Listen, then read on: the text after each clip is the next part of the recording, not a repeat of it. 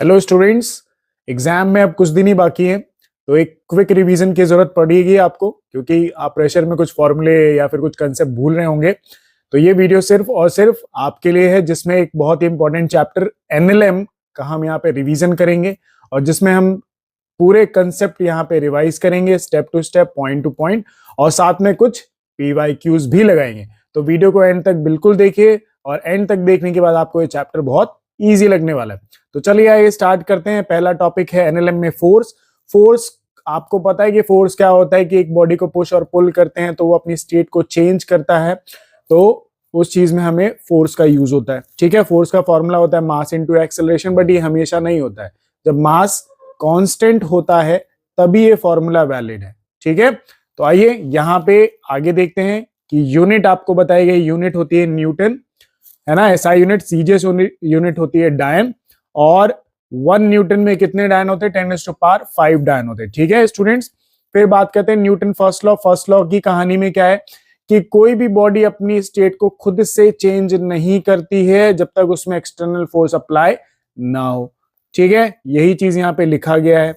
It is also known as law of inertia. Inertia ही एक ऐसी प्रॉपर्टी जो बॉडी के अंदर है, जो बॉडी को उसकी स्टेट को खुद से चेंज नहीं करने देती है। It opposes the change in state of body.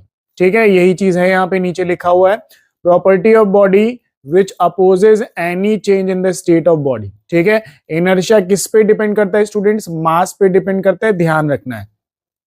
फिर बात करते हैं मोमेंटम। मोमेंटम क्या कैलकुलेट करता है? बॉडी के मोशन को कैलकुलेट करता है बाय कैलकुलेटिंग, है ना, by product of mass into velocity. Body का मास और बॉडी की वेलोसिटी को आप जब मल्टीप्लाई करेंगे तो आपको उसका मोमेंटम पता चलेगा। यूनिट होती है केजी पर सेकेंड, डायमेंशन होता है m1 l1 t-1। ठीक है, वेक्टर क्वांटिटी होता है, डायरेक्शन अलोंग इंस्टेंट वेलोसिटी होता है मोमेंटम का, ध्यान रखना है ये। फिर उसके बाद change in momentum. Students, change क्या होता है? चेंज मतलब आपकी वेलोसिटी, आपका एक्सेलरेशन कुछ चेंज हुआ, 2 से 5, 5 से 7, ऐसा कुछ हुआ हो। तो वही चीज यहाँ पे न्यूटन सेकंड लॉ क्या कह रहा है कि rate of change of momentum is directly proportional to external force. ठीक है, तो इसमें आपको चेंज इन मोमेंटम का काम आता है कि चेंज इन मोमेंटम मतलब final momentum minus initial momentum. Body का फाइनल मोमेंटम और इनिशियल मोमेंटम, है ना, इनके बीच का जो रिलेशन होता है उसी को बोलते हैं चेंज इन मोमेंटम। और रिलेशन होता है P final minus P initial, या फिर नीचे मास कॉमन लेके velocity final minus velocity initial. Newton second law चलते हैं, तो rate of change of momentum is directly proportional to external force. किसी भी बॉडी का अगर जो मोमेंटम है वो चेंज कब होता है? जब उस पर एक्सटर्नल फोर्स अप्लाई होता है, ध्यान रखना है। तो एक्सटर्नल फोर्स पे बॉडी का जो मोमेंटम है वो चेंज डिपेंड करता है। ठीक है, तो F external is equal to change in momentum with respect to time. फिर उसके बाद एफ एक्सटर्नल, अगर मोमेंटम का वैल्यू रखे मास इनटू वेलोसिटी, तो यहाँ पे दो चीजें होती हैं। आप इसका डिफरेंशिएशन का रूल यूज करेंगे, कौन सा? प्रोडक्ट वाला। तो एक बार यहाँ पे देखेंगे मास बाहर हो गया, ठीक है, और वेलोसिटी यहाँ पे वेलोसिटी अपॉन टाइम। एक बार वेलोसिटी बाहर हो गया और मास अंदर हो गया। ठीक है, अब यहाँ पे देखिए यहीं से आगे बनेगा, अगर मास को कांस्टेंट कर दिया तो फॉर्मूला बनेगा force is equal to mass into acceleration, और अगर वेलोसिटी को कांस्टेंट कर दिया स्टूडेंट्स तो वेलोसिटी dm by dt। ये फॉर्मूला याद रखना है, बहुत इंपॉर्टेंट है वेरिएबल मास सिस्टम में। यहाँ पे मास वेरिएबल होता है, आगे ये फॉर्मूला यूज करेंगे हम। फिर उसके बाद देखिए इंपल्स। इंपल्स क्या होता है? जब एक बहुत ही हाई मैग्नीट्यूड का फोर्स एक शॉर्ट इंटरवल टाइम के लिए लगता है तो उसको बोलते हैं इंपल्स। और इंपल्स मेनली चेंज करता है मोमेंटम ऑफ बॉडी, ध्यान रखना है। When a large amount of force is applied for a short interval, that force is called impulse. Impulse को जे से डिनोट करते हैं, मोमेंटम को चेंज करता है, और ये फॉर्मूला पूरा। ठीक है, फिर impulse change the momentum of body, ध्यान रखना है। Area under force and time graph. Force and time graph का जो एरिया होता है किसको रिप्रेजेंट करता है स्टूडेंट्स? इंपल्स को और चेंज इन मोमेंटम को, ध्यान रखना है ये। फिर आप बात करते हैं एवरेज फोर्स। एवरेज फोर्स क्या होता है students? Force is equal to change in momentum with respect to time, मतलब final momentum minus initial momentum upon time. ठीक है, यहां पे फिर कंजर्वेशन ऑफ मोमेंटम क्या होता है? कंजर्वेशन का मतलब होता है ऐसी चीज जो चेंज ना हो। तो मोमेंटम को कौन चेंज करता है स्टूडेंट्स? External force. तो एक्सटर्नल फोर्स यहां पे अगर हम जीरो कर दें तो मोमेंटम का जो चेंज है वो जीरो हो जाएगा, मतलब बॉडी का फाइनल मोमेंटम और बॉडी का इनिशियल मोमेंटम दोनों क्या हो गए? सेम हो गए, इक्वल हो गए। ठीक है। System example, system of gun and bullet. Gun चलाते हैं तो गन पीछे आती है, बुलेट कहां जाती है? आगे। ठीक है। मोशन ऑफ रॉकेट, रॉकेट का मोशन भी कुछ ऐसा ही होता है। फिर बात करते हैं न्यूटन्स थर्ड लॉ की। थर्ड लॉ क्या कहता है students? Every action have equal and opposite reaction. Her action का एक इक्वल और अपोजिट रिएक्शन होता है। मतलब अगर आप किसी बॉडी पे 10 न्यूटन का फोर्स लगा रहे हो तो वो भी बॉडी आप पे 10 न्यूटन का फोर्स अपोजिट में लगाएगी। मैग्नीट्यूड सेम रहेगा, डायरेक्शन अपोजिट हो जाएगी। ठीक है। F12 is equal to minus of F21। Minus direction show कर रहा है कि अपोजिट डायरेक्शन है। विदाउट कॉन्टेक्ट भी अप्लाई होता है, बिल्कुल अप्लाई होता है एक्शन रिएक्शन चार्जेस के केस में। ठीक है। They never cancel each other because they act two different bodies. दो अलग अलग बॉडीज में एक्शन रिएक्शन लगते हैं, इसलिए एक दूसरे को कैंसिल आउट नहीं करते। दे एक्ट साइमल्टेनियसली, मतलब तुरंत एक्शन हुआ तुरंत रिएक्शन मिलता है। ठीक है। जस्ट एक्शन और रिएक्शन का नेचर सेम होना चाहिए, है ना, नेचर ध्यान रखना है। फिर उसके बाद आते हैं क्वेश्चन नंबर 1 पे। 2023 का मेंस का क्वेश्चन है, ध्यान रखना है। क्या बोला है? 100 balls each of mass m moving with velocity v simultaneously strikes a wall normally and reflected back with the same speed in time t second. ठीक है। The total force exerted by the ball on the wall is, तो ध्यान से देखिए यहां पे, ये मान लीजिए एक वॉल है स्टूडेंट्स। ठीक है। हम एक बॉल का पहले मोमेंटम निकाल लेते हैं, फिर उसको नंबर से मल्टीप्लाई कर देंगे। तो एक बॉल मान लीजिए v वेलोसिटी से अंदर जा रही, टकराने के बाद ये वापस सेम उसी वेलोसिटी के साथ अपोजिट डायरेक्शन में आ गई। अपोजिट वेलोसिटी के साथ मतलब स्पीड सेम है, स्पीड सेम है, वेलोसिटी का मैग्नीट्यूड सेम है। तो यहां पे फोर्स क्या हो गया? Change in momentum with respect to time. तो चेंज इन मोमेंटम क्या हो गया? मास कॉमन ले लिया, v final minus v initial upon time हो गया। एक बॉल के लिए निकाले स्टूडेंट्स, तो मास m है बॉल का, फाइनल वेलोसिटी हम ये ले लेते हैं, इधर की डायरेक्शन को ले लेते हैं पॉजिटिव और इधर की डायरेक्शन को ले लेते हैं निगेटिव। तो यहां पे फाइनल वेलोसिटी हमारी प्लस में, ठीक है students, minus initial velocity minus में, इनिशियल स्पीड माइनस में। ठीक है। तो यहां पे ये हो गया। ठीक है। तो माइनस माइनस क्या हो गया स्टूडेंट्स? प्लस। तो v प्लस v कितना हो गया? 2v हो गया। तो ये आ गया एक बॉल के लिए, अपॉन क्या रखेंगे? टाइम भी तो रखेंगे, ये टाइम हो गया। ये एक बॉल के लिए हो गया स्टूडेंट्स, बट हमें 100 बॉल्स का निकालना है।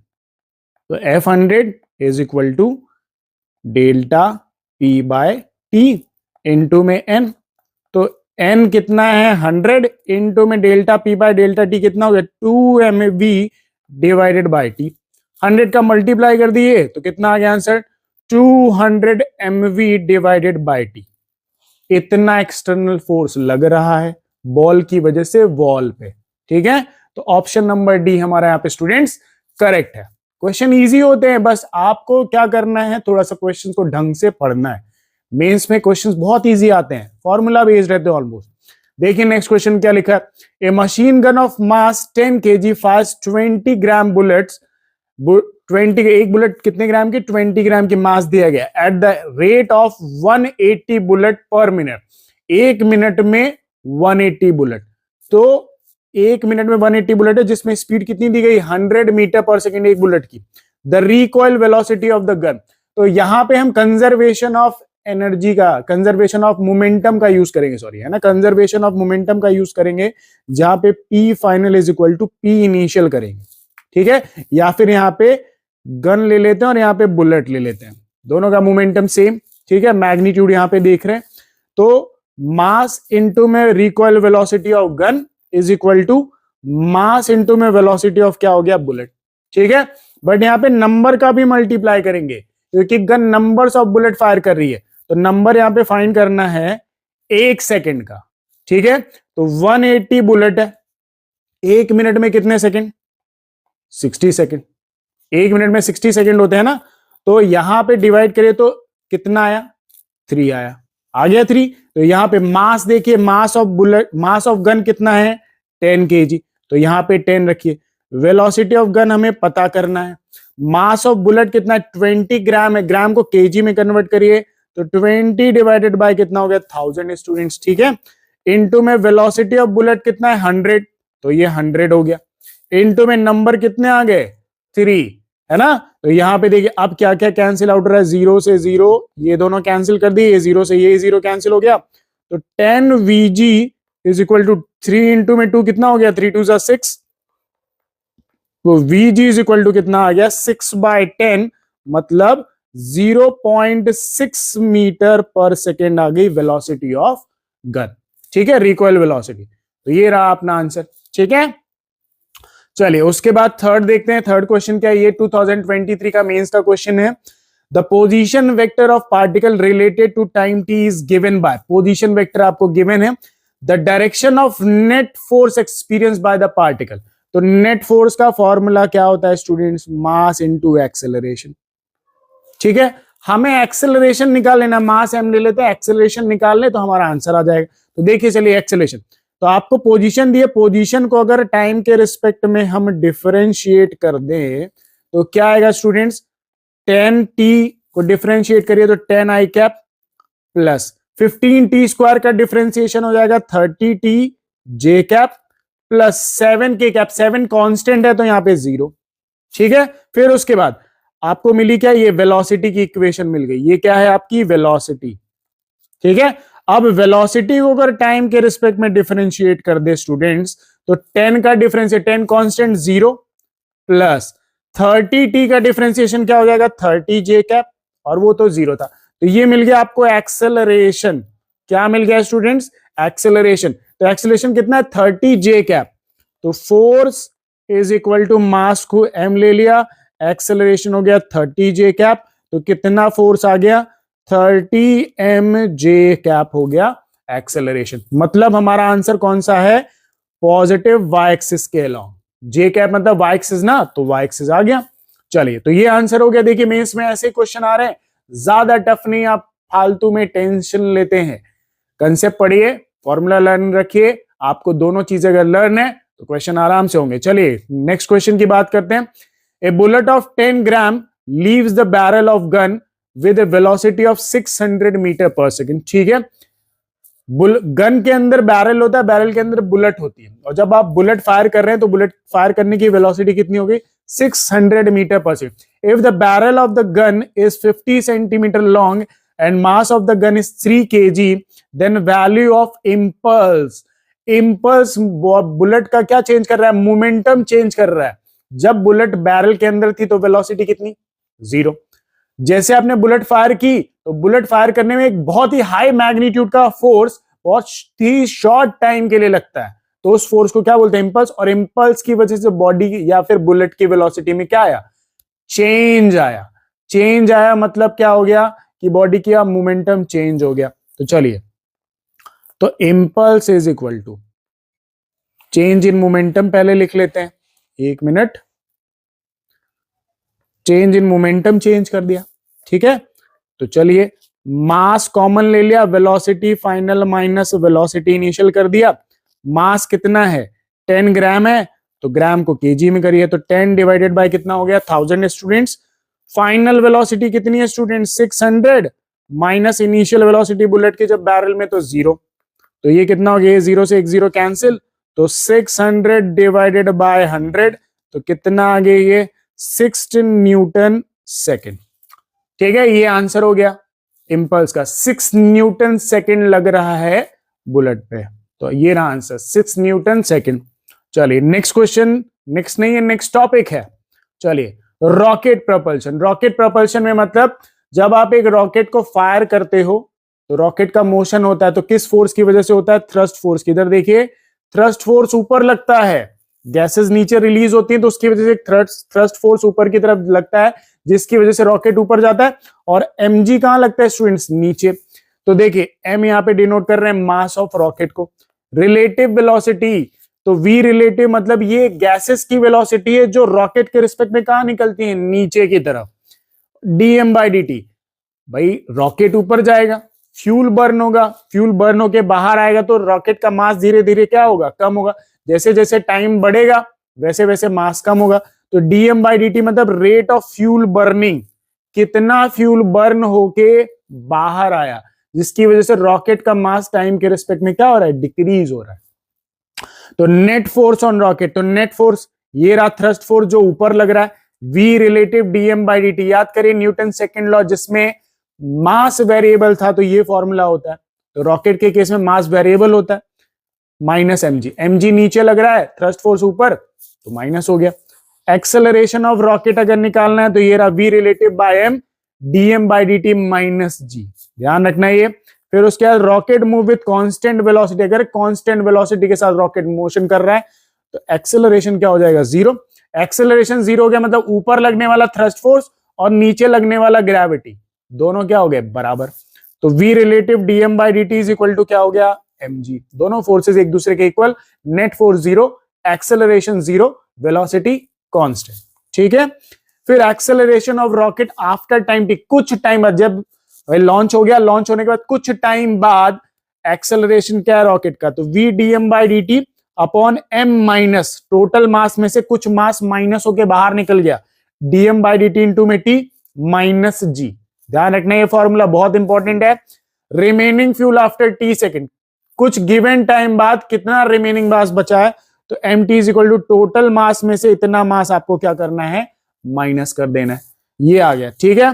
फिर आया क्वेश्चन, ये है 2022 मेंस का क्वेश्चन, क्या लिखा है, a rocket has initial mass of 1000 kg, initial mass दे दिया।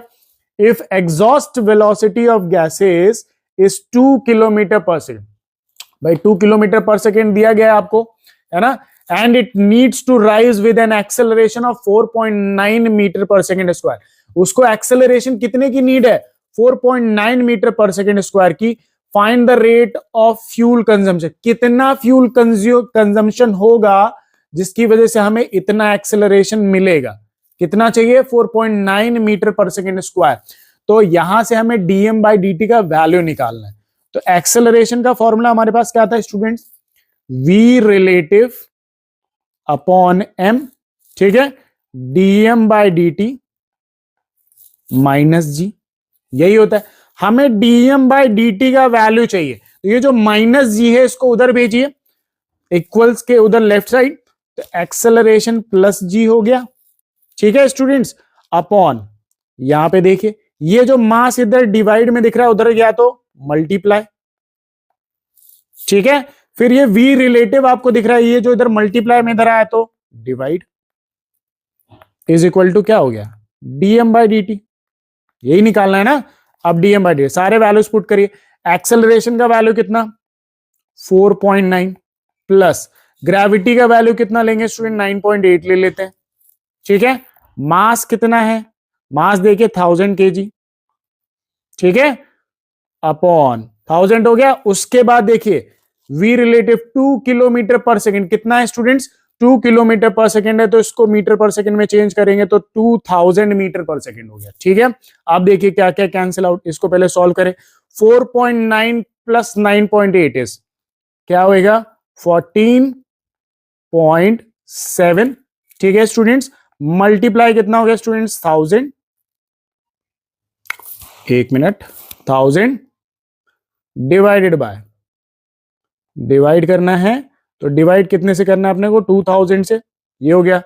अब जरा ऊपर मल्टीप्लाई करिए तो क्या आएगा, 14700 डिवाइडेड बाय 2000, ठीक है, ये हो गया। अब इसको सॉल्व करेंगे आप तो यहां पे वैल्यू आएगा 7.35 kg पर सेकेंड, ये वैल्यू आएगा स्टूडेंट्स, ठीक है। ध्यान रखना, सॉल्व करेंगे आप इसे तो ये वैल्यू मिलेगा। तो ऑप्शन नंबर क्या हो गया हमारा यहाँ पे, बी करेक्ट है, 7.37 kg पर सेकेंड। इतना फ्यूल बर्न होगा जिसकी वजह से रॉकेट को कितना एक्सेलरेशन मिलेगा, 4.9 मीटर पर सेकेंड स्क्वायर, ठीक है स्टूडेंट्स।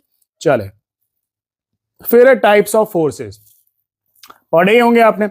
वेट, वेट क्या होता है, weight is the gravitational force with which earth attracts, या फिर अर्थ अपनी तरफ किसी चीज को पुल करती है तो उस फोर्स को क्या बोलते हैं हम, ग्रेविटेशनल फोर्स या फिर वेट कहते हैं। फॉर्मूला क्या होता है, weight is equal to mg, mass into में एक्सेलरेशन ड्यू टू ग्रेविटी।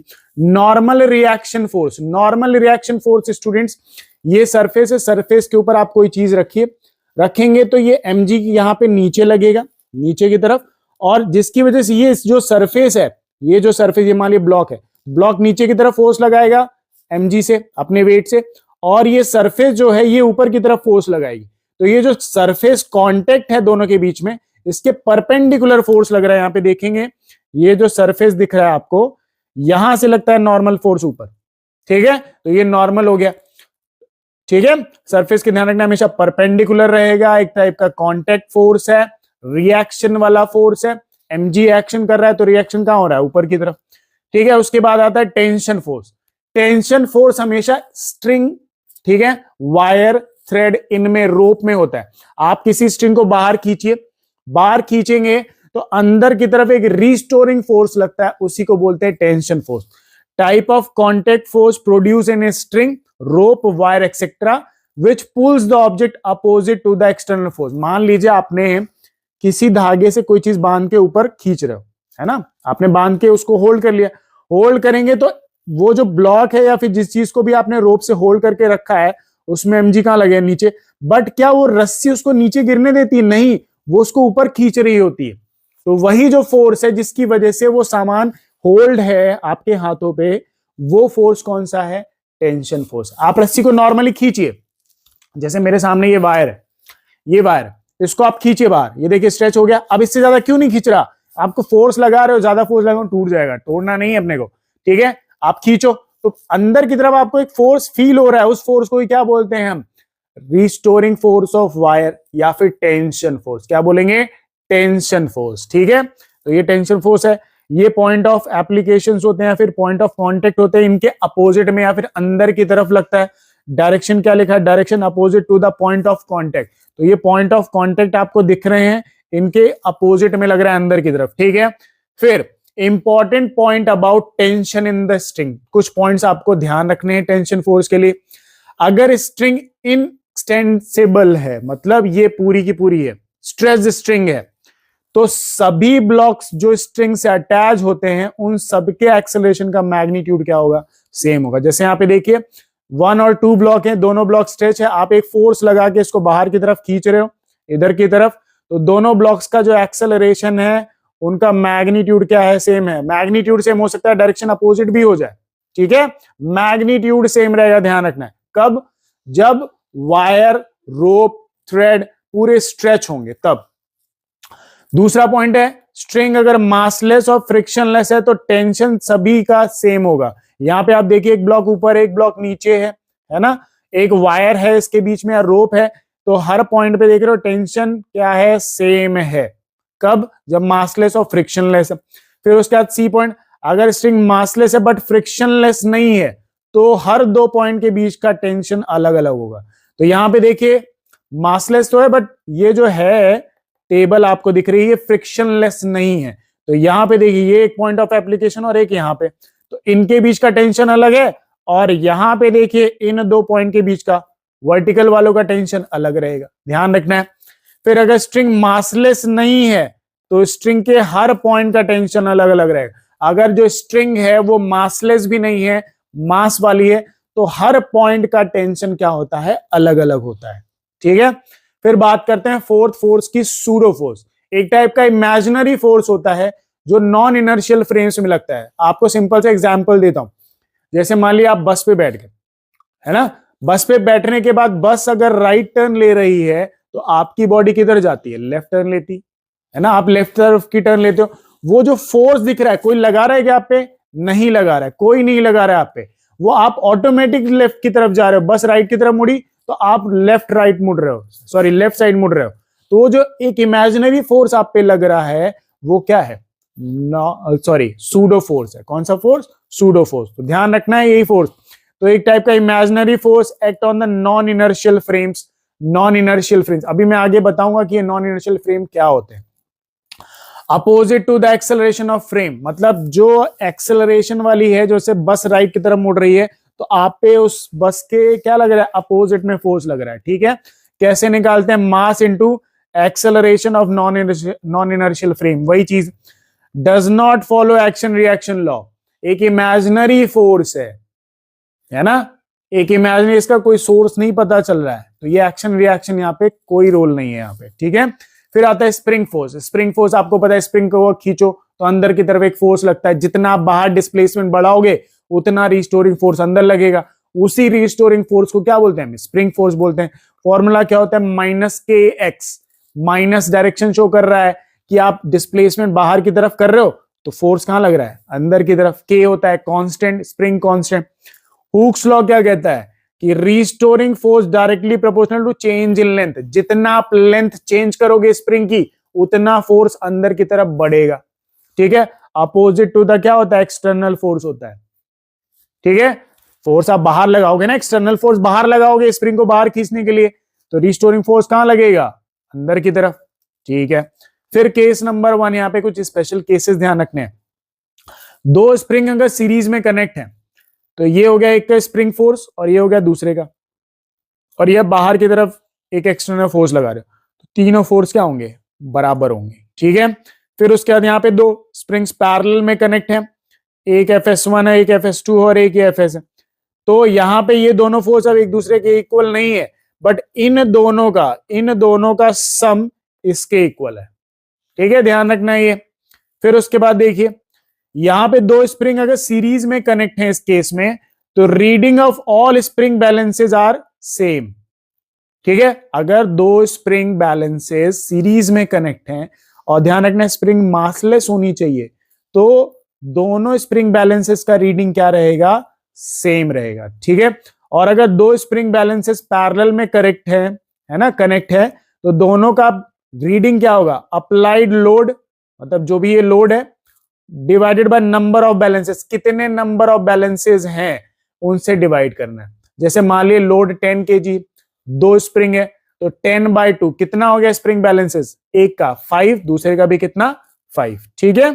फिर उसके बाद केस नंबर 5, अगर दो स्प्रिंग सीरीज में कनेक्ट है, एक का स्प्रिंग कांस्टेंट K1, एक का स्प्रिंग कांस्टेंट K2, तो नेट स्प्रिंग कांस्टेंट का फॉर्मूला ये ध्यान रखना है।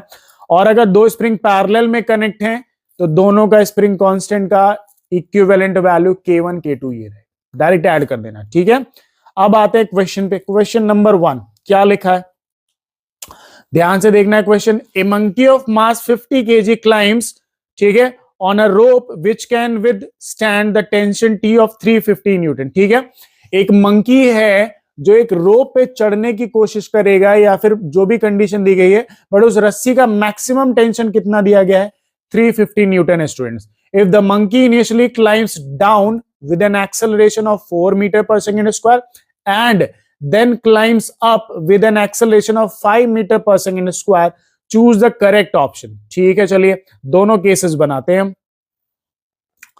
ये ठीक है, ये रोप हो गई है ना, एक मिनट, रोप को थोड़ा सा सीधा कर ले, चलिए ध्यान से देखिएगा, ये रोप हो गई, ठीक है। मंकी मेरे को बनाना नहीं आता, पर फिर भी देख लीजिए, ये मान लिए मंकी है ना, ये मंकी हो गया। मंकी में मास होता है तो mg लगेगा नीचे, पहले वो कहां आ रहा है, नीचे, कितने एक्सेलरेशन से आ रहा है, 4 मीटर पर सेकेंड स्क्वायर से नीचे आ रहा है, ठीक है। तो जब ये मंकी नीचे आ रहा है तो टेंशन कहां लगेगा स्टूडेंट्स, ऊपर, टेंशन ऊपर लग गया, तो आपको बताना है यहाँ पे एक्सेलरेशन कितना है। तो चलिए यहाँ पे एक्सेलरेशन फाइंड करते हैं। तो फॉर्मूला होता है force is equal to mass into acceleration, यही होता है स्टूडेंट्स। तो फोर्स क्या, यहाँ पे mg नीचे लग रहा है, तो mg की वजह से वो नीचे आ रहा है ना, तो mg नीचे है, तो mg प्लस में ले लिया और टेंशन माइनस में ले लिया, क्योंकि टेंशन अपोजिट में है, is equal to mass into acceleration. Mass कितना है, मंकी का मास कितना है स्टूडेंट्स, कितना बताया था, 50 kg, ठीक है। तो 50 हो गया स्टूडेंट्स, g का वैल्यू ले लिया हमने 10, ठीक है, is equal to, sorry minus ना, एक मिनट रुको, इसको थोड़ा सा रब कर दें, अब देखिए, एक मिनट, चलिए, तो mg minus tension is equal to है ना। टेंशन इज इक्वल टू क्या हो गया, मास इंटू एक्सेलरेशन, वही force is equal to mass into acceleration लगा रहे। मास कितना मंकी का 50 इंटू में जी का value 10 minus T is equal to mass कितना 50 और एक्सेलरेशन कितना स्टूडेंट्स 4 है, ठीक है। तो 50 into 10 is 500 minus T is equal to 50 into 4 कितना हो गया 200, ठीक है। 200 इधर, तो 500 माइनस 200 इज इक्वल टू कितना हो गया टी, है ना। तो टी कितना आ गया स्टूडेंट्स इस केस में 300 आ गया, ठीक है स्टूडेंट्स। अब उसके बाद देखिए, ध्यान से देखिएगा, ये पहला केस हो गया है ना, एक मिनट। अब दूसरा केस, दूसरे केस में देखते हैं, ये रोप हो गई। इस बार मंकी कहां जाएगा, ऊपर। एक्सेलरेशन कितना है 5, ठीक है। टेंशन ऊपर, mg कहां, नीचे।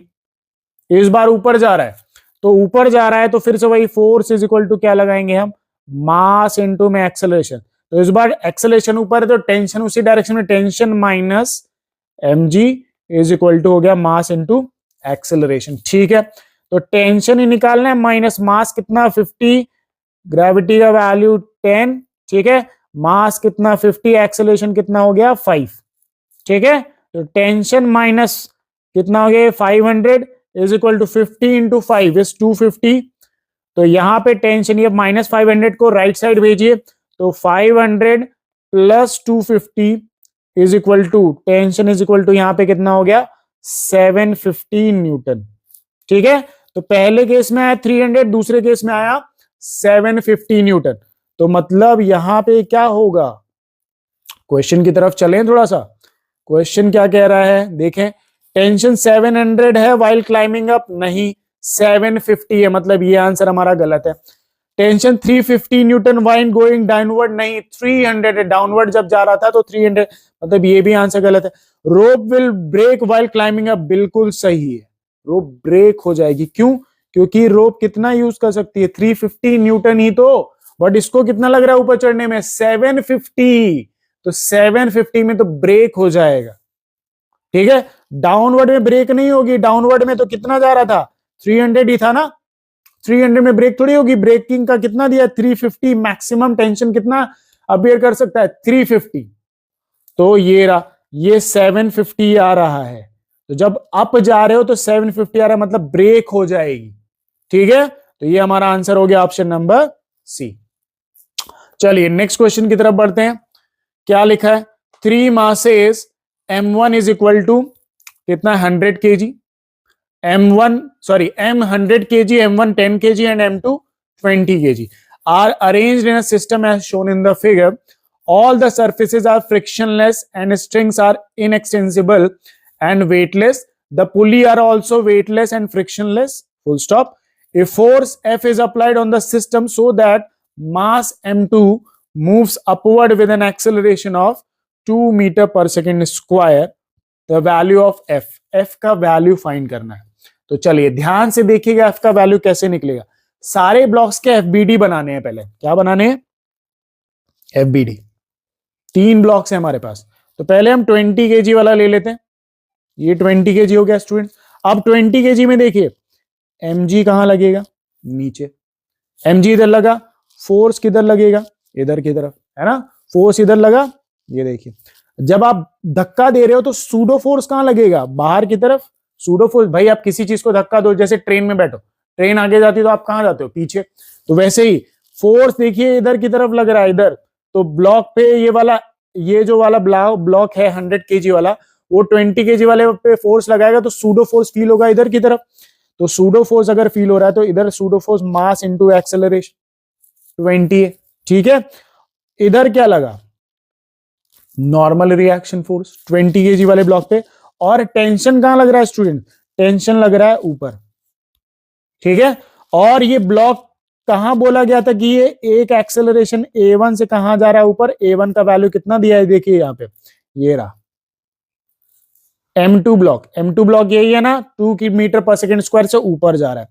तो अब देखिए ये सारी कंडीशन है यहाँ पे, तो यहां पे देखिए फोर्स इज इक्वल टू क्या लगाएंगे हम, मास इनटू एक्सेलरेशन, ठीक है। टेंशन निकालते हैं, यहाँ पे टेंशन कितना है, तो tension minus mg is equal to mass into acceleration. ठीक है, तो टेंशन निकालना माइनस मास कितना है 20, जी का value 10 is equal to mass कितना है 20, एक्सेलरेशन हो गया 2। ठीक है, तो tension minus 200 is equal to कितना आ गया ये 40। ठीक है, अब यहां पे ये देखिए, ये 200 उधर गया तो प्लस में हो जाएगा, राइट साइड में प्लस 40। तो टेंशन कितना आ गया स्टूडेंट्स वायर में 240, है ना, 240 न्यूटन आ गया टेंशन। ठीक है, ये पहले ब्लॉक से मिल गया। आप दूसरा वाला 10 kg वाला ब्लॉक लीजिए, 10 kg वाला ब्लॉक, ये 10 kg। ठीक है, अब 10 kg वाले ब्लॉक में देखिए एफबीडी क्या क्या बनेगा, ध्यान से देखिएगा। 10 kg में भाई सूडो फोर्स इधर लगेगा, सूडो फोर्स इधर, कितना मास है 10 है ना, 1 मिनट 10A। ठीक है, टेंशन इधर लगेगा वायर में, टेंशन तो इधर ही लगेगा ना, ये देखिए ये टेंशन। ठीक है, ये टेंशन हो गया। और कुछ लग रहा है क्या, ब्लॉक पीछे आ रहा होगा A1 एक्सेलरेशन से। भाई ये वाला ब्लॉक 20 kg वाला ऊपर आ रहा है, तो ये 10 kg वाला कहां जा रहा होगा, पीछे की तरफ। A1 एक्सेलरेशन, जितने एक्सेलरेशन से M2 वाला ऊपर जाएगा, उतने एक्सेलरेशन से 10 वाला कहां जाएगा, पीछे की तरफ। अब देखिए यहां पे क्या निकालना है भाई, एक्सेलरेशन की वही फोर्स इज इक्वल टू क्या लगा देते हैं, मास इनटू में एक्सेलरेशन। ठीक है, ध्यान से, तो फोर्स कितना एक्सेलरेशन की डायरेक्शन में 10A है, minus tension is equal to mass कितना 10, एक्सेलरेशन कितना A1 वाला, A1 कितना है 2 है, तो 10A माइनस टेंशन कितना आया था 240 इज इक्वल टू कितना हो गया ये 20। तो 10A इज इक्वल टू 240 उधर गया तो कितना हो गया स्टूडेंट्स 260 हो जाएगा, और A is equal to 260 divided by 10।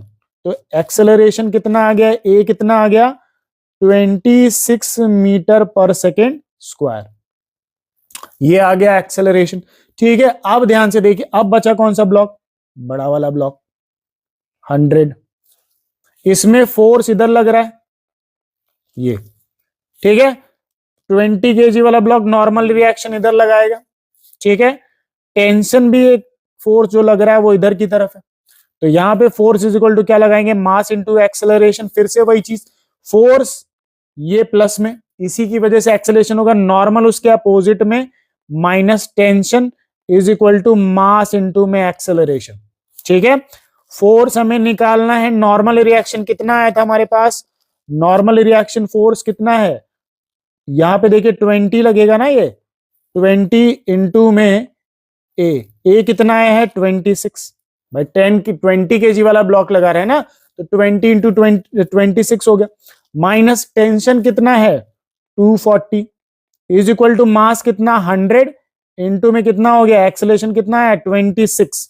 ठीक है, अब इसको सॉल्व करिए, तो फोर्स माइनस यहाँ पे सब चीजें सॉल्व करेंगे, तो माइनस ये कितना आएगा 2 6 12, 1 2 2 4 520 माइनस 240 इज इक्वल टू कितना हो गया 2600।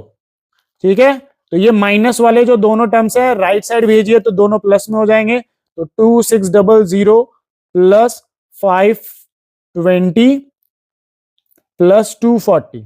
ठीक है स्टूडेंट्स, तो फोर्स कितना आ जाएगा यहाँ पे 3380 न्यूटन रहेगा हमारा आंसर। एक बार आप प्लस करके देख लीजिएगा। ठीक है, तो तीनों यहाँ पे एफबीटीज बनाए, तीनों एफबीटीज बनाने के बाद हम सारे सिर्फ एक ही चीज यूज होती है, force is equal to mass into acceleration, force is equal to mass into acceleration, force is equal to mass into acceleration. ध्यान रखने वाली बात है ये, यही चीज हर जगह यूज होती है, यहाँ पे एनएलएम चैप्टर में यही फॉर्मूला हर जगह ऑलमोस्ट यूज होता है। चलिए, तो ये आंसर बन गया हमारा। चलिए ठीक है, 33 एक बार चेक कर लें प्लस करके, 4 to 6 आएगा, 33 यहाँ पे ध्यान रखिए 3360 आंसर आएगा। ठीक है, ऑप्शन नंबर ए हमारा यहाँ पे करेक्ट है। प्लस करके आप एक बार देख लीजिएगा, कैलकुलेशन मिस्टेक नहीं करनी है।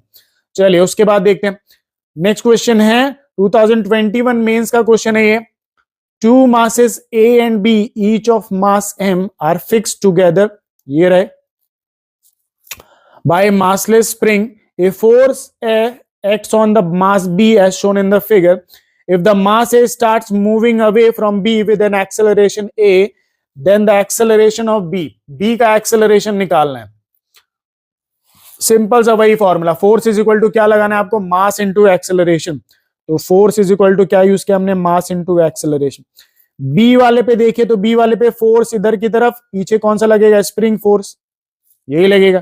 तो force minus spring force is equal to mass ले लेते हैं एम, एक्सेलरेशन ए ले लिया. ठीक है, ध्यान देखिए, ए डैश मान लेते हैं इसका ए है ना, तो इसका ए डैश मान लेते हैं. ठीक है, तो अब देखिए यहां से ए डैश का वैल्यू क्या आया, F minus F S by कितना हो गया, एम हो गया. ठीक है, अब यहां पे आगे देखिए, a dash is equal to M, common M दोनों में स्प्लिट कर देते हैं, F by M minus spring force by कितना हो गया, एम. ठीक है, अब ये स्प्रिंग फोर्स किस में लग रहा है, सिर्फ ए में लग रहा है, ए में लग रहा है ना, तो ए का formula acceleration is equal to spring force. भाई बी वाले पे तो क्या लग रहा है, ये एक्सटर्नल फोर्स भी लग रहा है, स्प्रिंग भी लग रहा है, बट इसमें कौन सा फोर्स लग रहा है, सिर्फ स्प्रिंग का फोर्स. तो इसका एक्सेलरेशन क्या होगा students, A is equal to क्या होगा, स्प्रिंग फोर्स अपॉन क्या होगा, मास. ठीक है, तो यहां पे क्या रख सकते हैं, a dash is equal to F upon M minus acceleration A लिख लें. फिर उसको जरा एलसीएम लेके सॉल्व करें. तो a dash is equal to LCM कितना आएगा दोनों का, एम, तो एफ माइनस एम इंटू में क्या हो गया, ए. ये आ गया एक्सेलरेशन ऑफ बी ब्लॉक. ठीक है स्टूडेंट्स, तो यहां पे एक्सेलरेशन कौन सा है, ऑप्शन नंबर बी हमारा यहां पे करेक्ट है. बहुत इजी क्वेश्चन है, सॉल्व करेंगे बहुत आराम से होते हैं. फिर नेक्स्ट क्वेश्चन क्या लिखा है, 2 blocks of mass m1 is 20 kg and m2 is 12 kg are connected by a metal rod of mass 8 kg. ठीक है, ये 8 kg की मेटल रॉड है.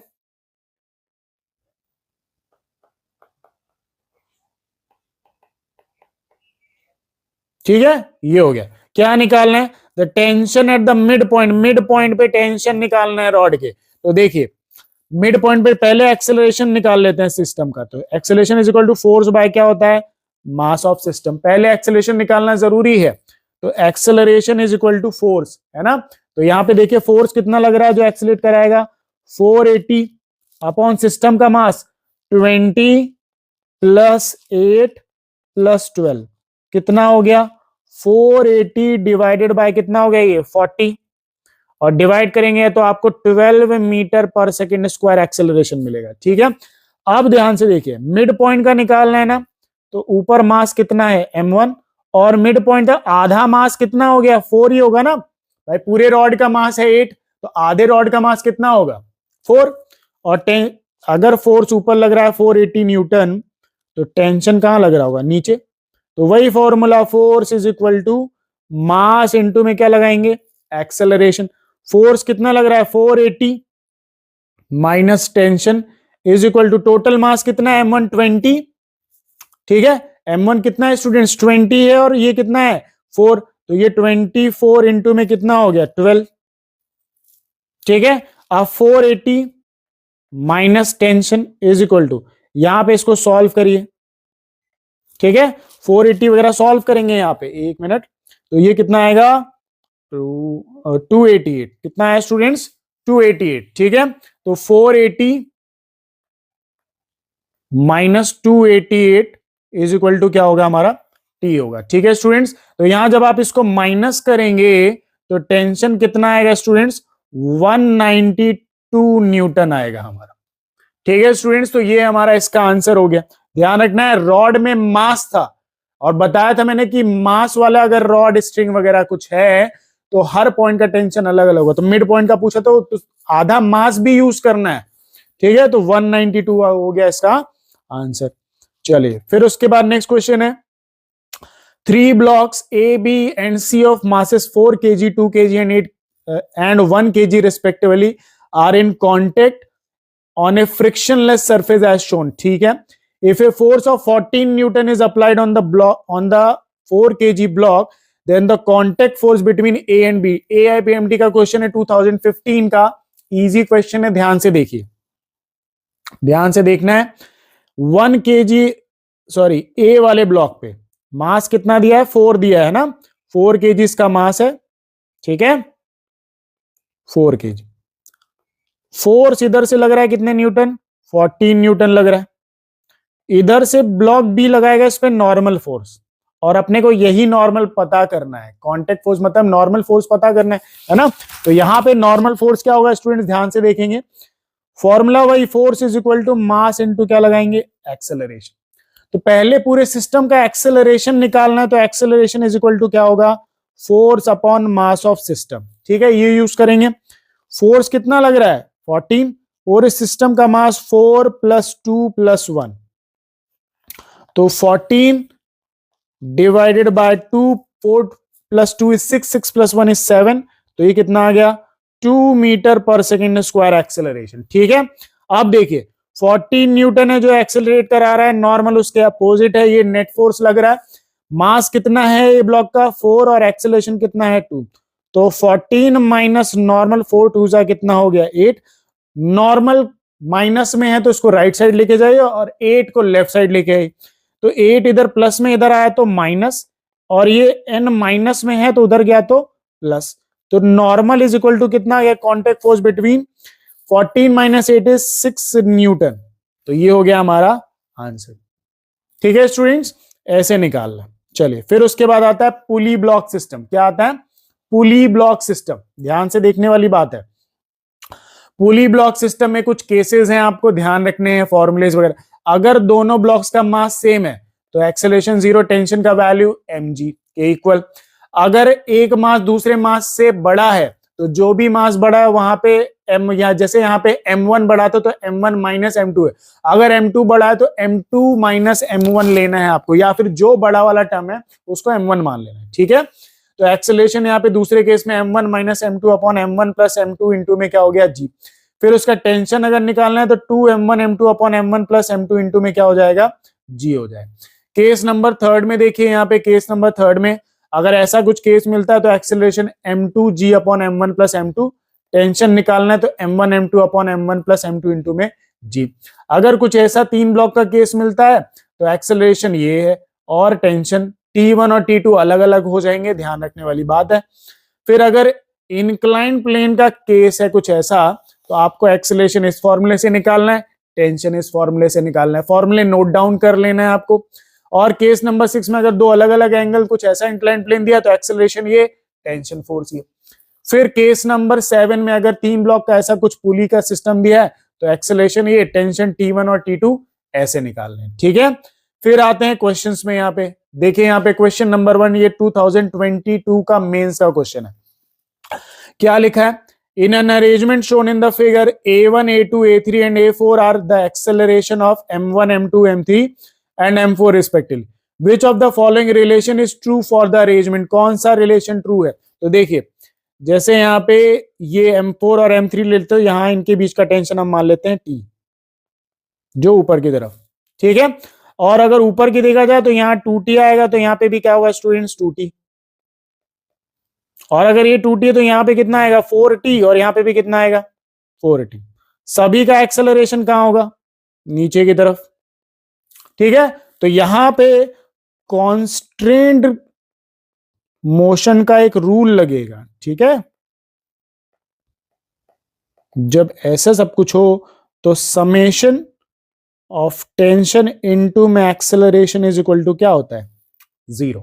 ये ध्यान है, ये आपको पढ़ा होगा, आपने पढ़ा नहीं है तो इसको लिख लीजिए जब इतने सारे पुलीज है। तो यहाँ पे देखिए सबसे पहले अगर नीचे वाले का M4 का देखा जाए तो यहाँ पे एक्सेलरेशन क्या, टेंशन इनटू में एक्सेलरेशन 4 माइनस टेंशन इनटू में थर्ड का एक्सेलरेशन 3 माइनस 2T इंटू में एक्सेलरेशन सेकेंड ब्लॉक का और फर्स्ट ब्लॉक का A1 इज इक्वल टू क्या हो गया 0।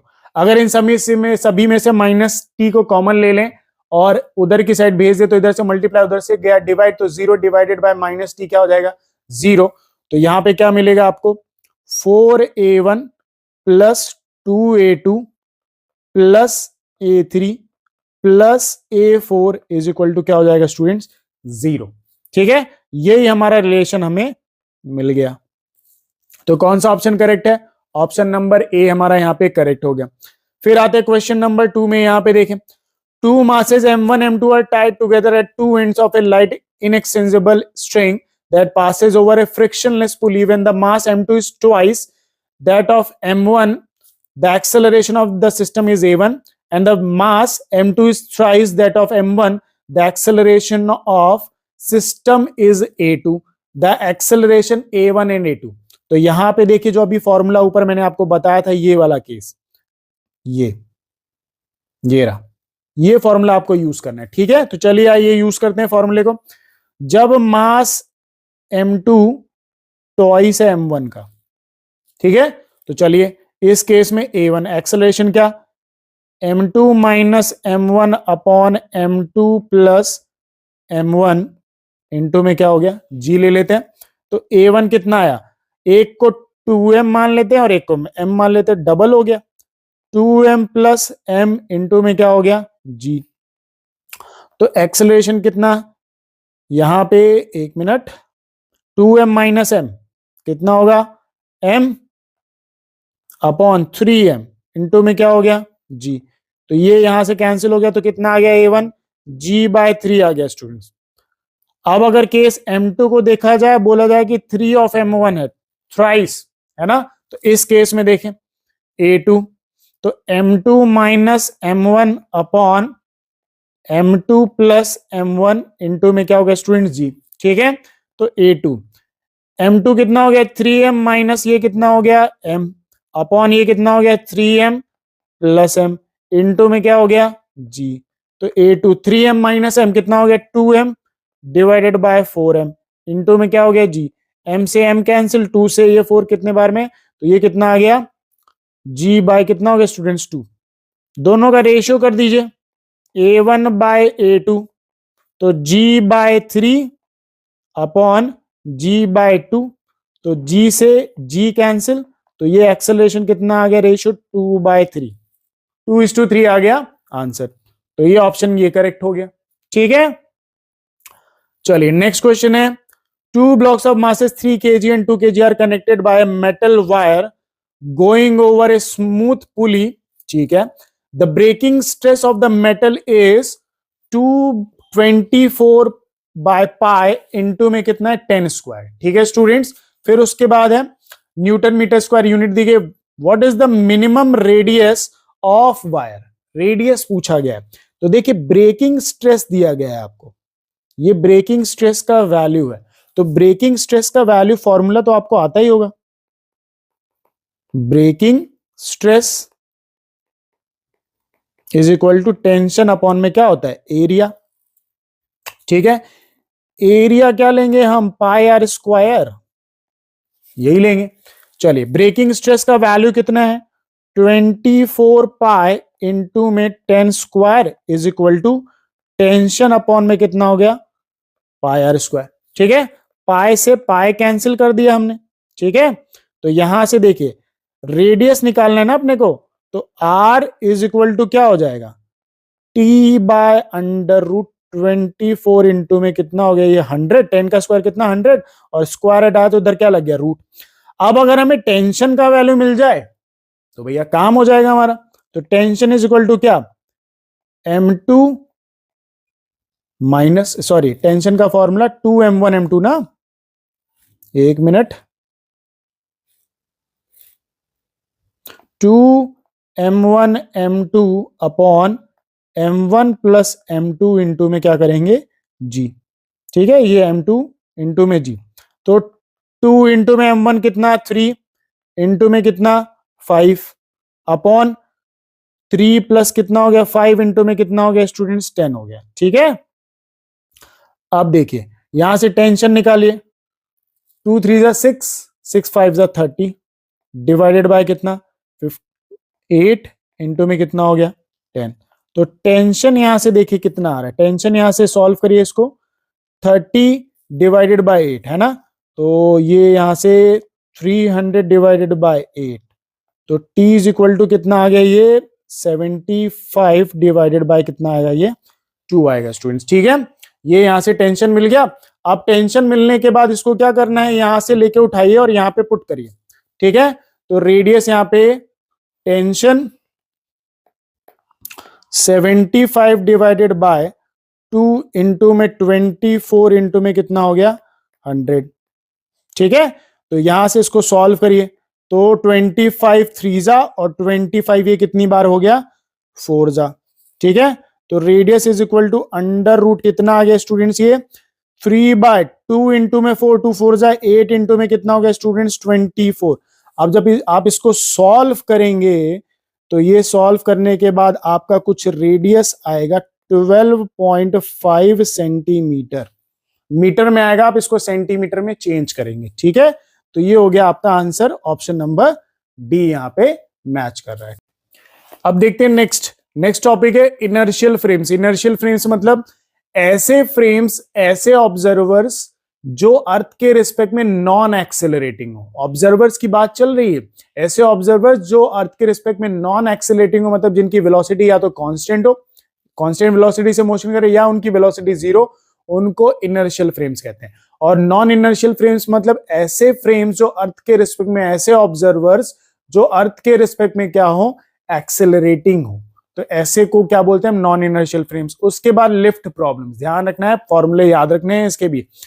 जब एक लिफ्ट है उसके अंदर एक मास रखा हुआ है जिसका मास m दिया गया ब्लॉक का, और उसमें mg लग रहा है पहले केस में, और नॉर्मल कहां लग रहा है ऊपर। अगर लिफ्ट वेलोसिटी कांस्टेंट के साथ ऊपर जा रही है तो नॉर्मल mg के इक्वल होगा, और apparent weight equal weight actual wait के इक्वल रहेगा। ठीक है, फिर उसके बाद है सेकंड केस। सेकंड केस में देखिए यहाँ पे वेलोसिटी इंक्रीजिंग है, वेलोसिटी इंक्रीजिंग है ब्लॉक पे। जब वेलोसिटी इंक्रीजिंग है तो एक्सेलरेशन ऊपर है, तो सूडो फोर्स कहां लगेगा नीचे, तो mg और सूडो फोर्स नीचे लग रहे हैं, तो दोनों प्लस होंगे जो नॉर्मल को बैलेंस करेंगे।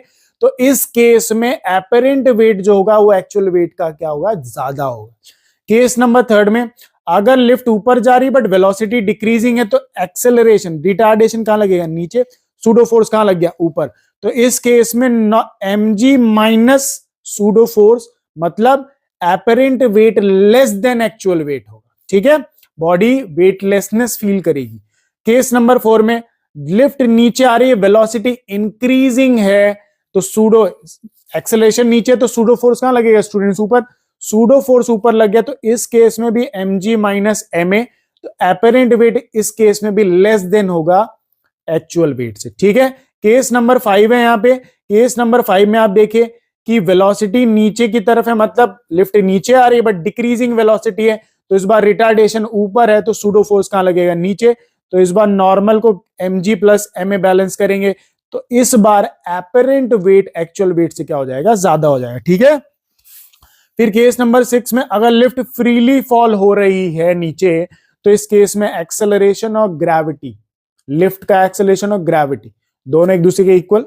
ठीक है भाई, लिफ्ट का एक्सेलरेशन किसकी वजह से होगा, फ्रीली फॉल हो रही है ना, तो lift acceleration due to gravity से नीचे आ रही है, तो इस केस में अपेरेंट वेट क्या हो जाएगा 0।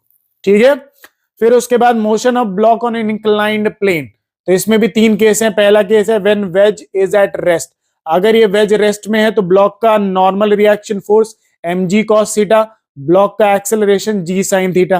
केस नंबर 2 में अगर वेज मोशन में आ गया, एक्सेलरेटेड है, तो एक्सेलरेशन होगा g tan थीटा, और नॉर्मल रिएक्शन फोर्स होगा ब्लॉक में mg by cos theta. Third case में अगर वेज पीछे की तरफ एक्सेलरेटेड है तो ब्लॉक में नॉर्मल फोर्स क्या हो जाएगा 0। क्यों 0 हो जाएगा, क्योंकि कांटेक्ट ही खत्म हो जाएगा। एक्सेलरेशन क्या होगा यहाँ पे g बाय tan थीटा, ध्यान रखना है।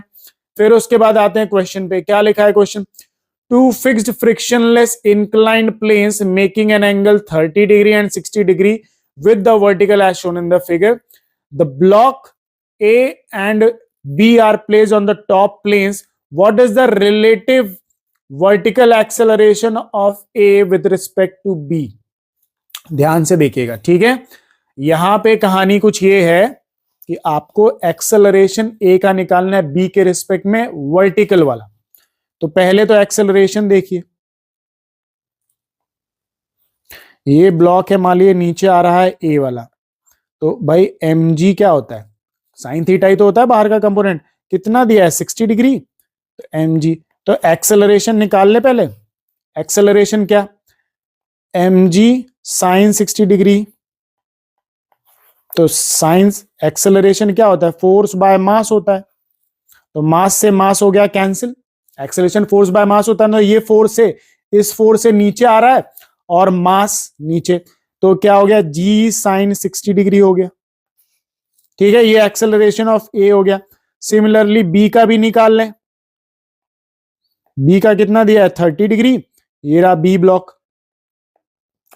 तो बी ब्लॉक का एक्सेलरेशन एम जी क्या आएगा यहां पे साइन 30 डिग्री ना, ये 30 डिग्री से नीचे आएगा, तो M G sine 30 degree upon क्या हो गया मास, फोर्स बाय मास, तो मास से मास कैंसिल, तो एक्सेलरेशन ऑफ बी ब्लॉक क्या हो गया जी साइन 30 डिग्री। ठीक है, ये आ गया। अब इनका वर्टिकल कंपोनेंट अगर किया जाए तो वर्टिकल कंपोनेंट ऑफ ए क्या आएगा, वर्टिकल कंपोनेंट क्या होता है भाई acceleration of A sine theta, तो एक्सेलरेशन ऑफ ए कितना है जी साइन 60 डिग्री और ये भी कितना होगा साइन 60 डिग्री, तो वर्टिकल कंपोनेंट कितना आ गया जी साइन स्क्वायर 60 डिग्री। ठीक है, फिर उसके बाद इसी तरीके से बी का भी यही हो गया जी साइन स्क्वायर 30 डिग्री, सिमिलरली दोनों का सेम ऐसे ही रहेगा।